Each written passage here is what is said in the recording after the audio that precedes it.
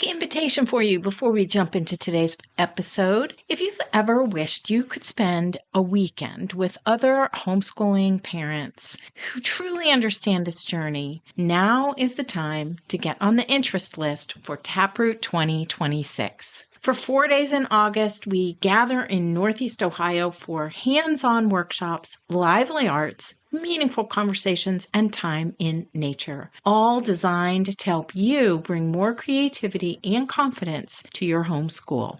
This year, we're celebrating the 20th anniversary of the Taproot Teacher Training. Registration opens first to the interest list on April 3rd with early bird pricing. Head to artofhomeschooling.com/taproot for more details and add your name to the interest list today.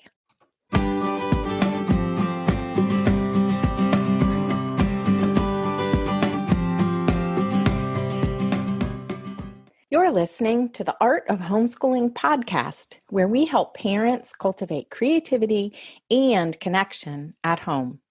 I'm your host, Jean Miller, and here on this podcast, you'll find stories and inspiration to bring you the confidence you need to make homeschooling work for your family.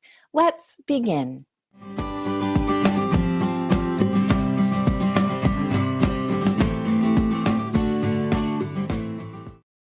Welcome back to the Art of Homeschooling podcast. Today, we're talking about how to take any curriculum and make it work for your actual child. And I'm excited to share with you 3 distinct ways you can do this. Because the magic isn't in the manual, it's in how you adapt it.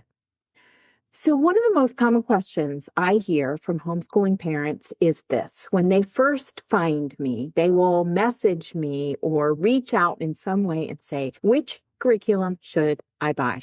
And I understand the question because when you're homeschooling, especially if you're drawn to Waldorf-inspired learning, finding curriculum and resources can feel like the biggest challenge. I was there myself in the early years of our homeschooling journey.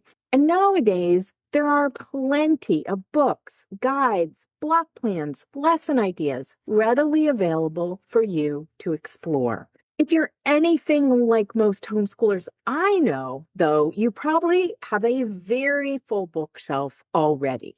But here's the interesting thing.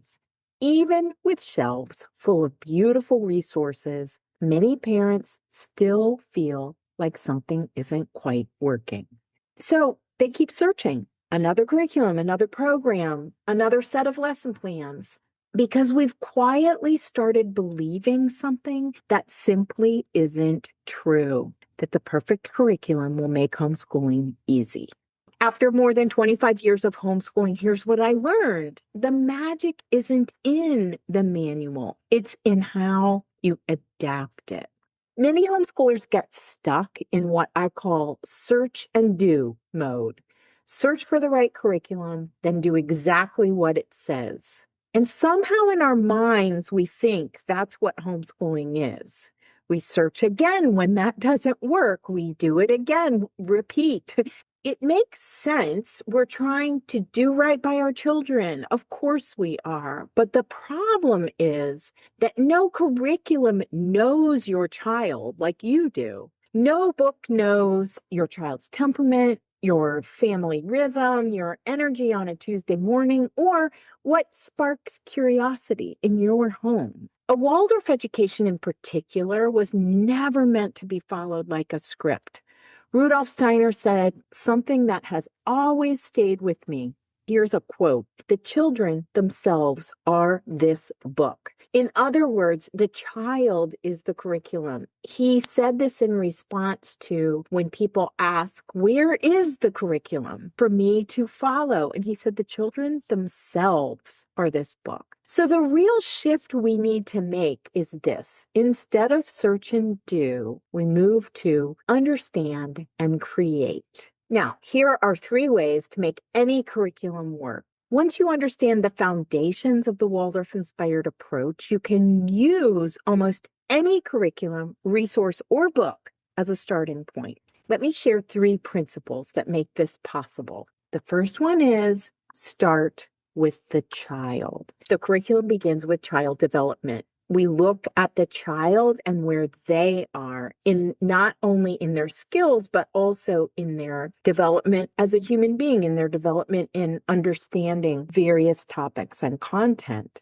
We don't start with a workbook, not a checklist. The developmental stage of the child determines how and why we teach what we teach. When you understand where your child is developmentally, something amazing happens. You stop worrying about whether you're behind, quote unquote. Instead, you focus on offering learning experiences that match your child's readiness. And suddenly, curriculum feels like a flexible tool rather than a rigid plan. Number 2 is bring in the lively arts. This is another hallmark of the Waldorf approach, the lively arts. Story, drawing, painting, movement, music, handwork, poetry. These aren't extras. They are the method of learning. And the beautiful thing is, you can take almost any curriculum and simply ask, how could I bring an artistic element into this lesson to liven things up? Find a living book or a story-based description of a particular event in history. Draw the concept, act it out, sing it, make up a song or a poem about it. And suddenly the lesson becomes alive instead of mechanical. And then it's more memorable in the long run. And the third way is let rhythm hold everything together. Rhythm is what allows homeschooling to feel sustainable. Instead of relying on motivation or perfect plans, rhythm creates a steady flow to the day. Morning circle, main lesson time, outdoor time, read alouds. These different moments of your day become your anchor points. And when rhythm is strong, curriculum becomes much easier to work with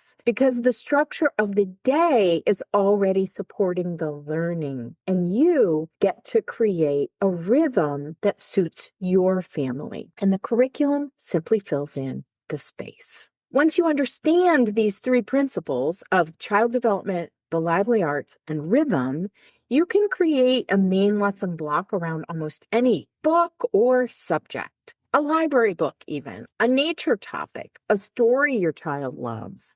Or use any curriculum as a resource.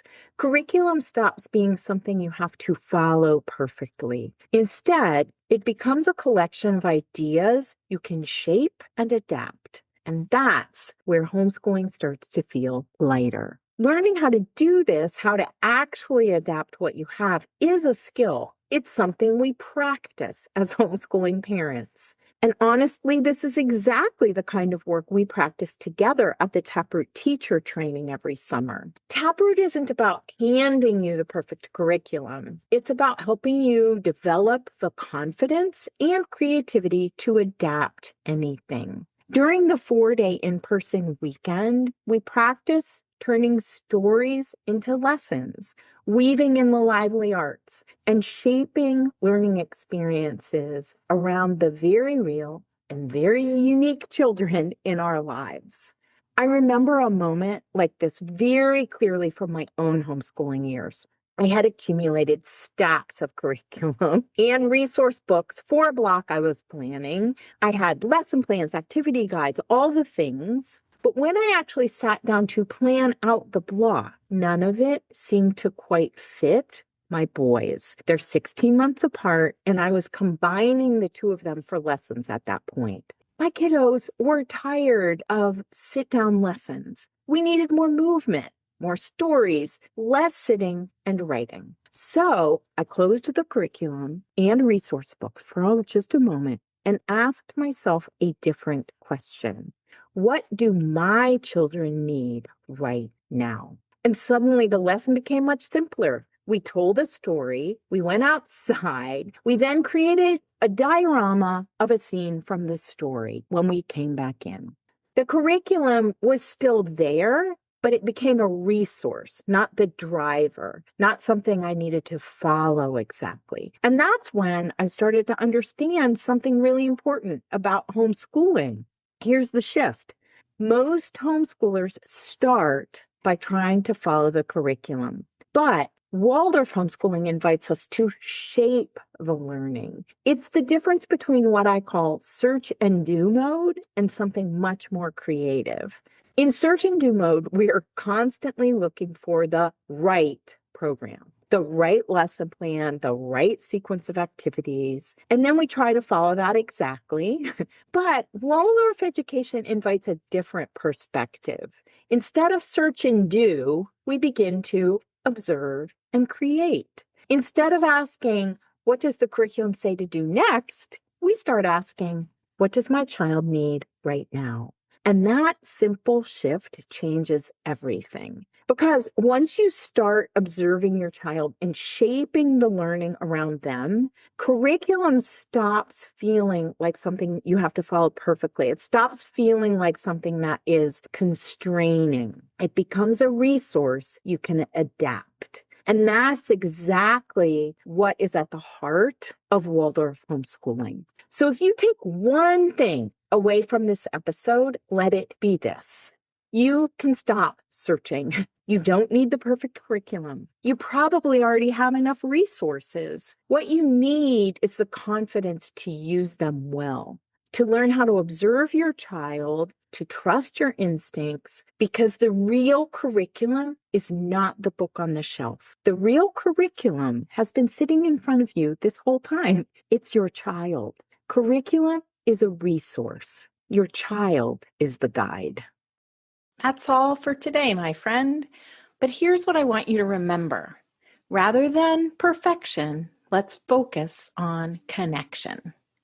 Thanks so much for listening, and I'll see you on the next episode of the Art of Homeschooling podcast.